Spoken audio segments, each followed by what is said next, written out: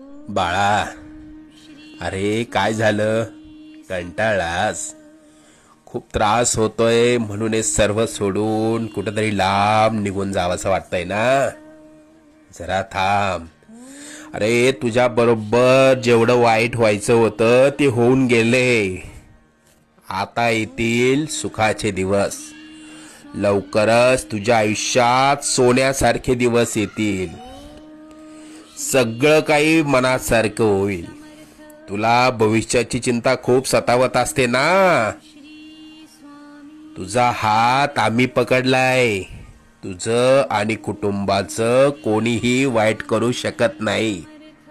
अरे मायबाप मानतोस ना आम्हाला, पण तुला पैशांची गरज होती तर आम्हाला सांगायचं ना.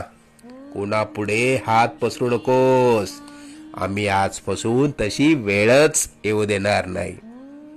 लवकरच मनात असलेली इच्छा पूर्ण होऊन अक्कलकोटला येणं होईल. येशील ना पेढे घेऊन अक्कलकोटला?